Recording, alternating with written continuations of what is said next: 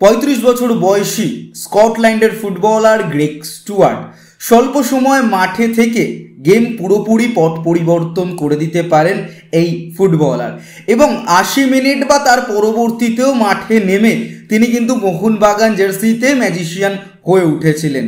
ISL এর প্রত্যেকটা ম্যাচে তিনি মাঠে নেমেছেন, খেলার রূপ বদলে দিয়েছেন। আইএসএল ফাইনালে বেঙ্গালুরুর বিরুদ্ধেও কিন্তু একই ঘটনা ঘটিয়েছিলেন তিনি। তবে এই গ্রেগ স্টুয়ার্ট মোহনবাগান বনাম বেঙ্গালুরু ম্যাচের ফাইনালের পর আর মোহনবাগান জার্সি পরবেন না। হ্যাঁ, এটাই কিন্তু এই মুহূর্তের আপডেট।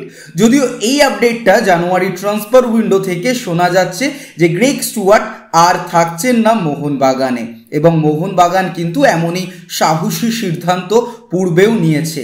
এই গ্রেগ স্টুয়ার্ট 3 বছরের ব্যবধানে 3টে আইএসএল শিল্ড, 2টো আইএসএল ট্রফি, যার মধ্যে মুম্বাইয়ের হয়ে আইএসএল শিল্ড ট্রফি এবং মোহনবাগানের হয়ে আইএসএল শিল্ড ট্রফি এবং জামশেদপুরের হয়ে আইএসএল শিল্ড জিতেছেন। এবং 2020-21 সিজন থেকে দেখতে গেলে 5 বছরে 5টা ট্রফি কিন্তু তার ঝুলিতে রয়েছে।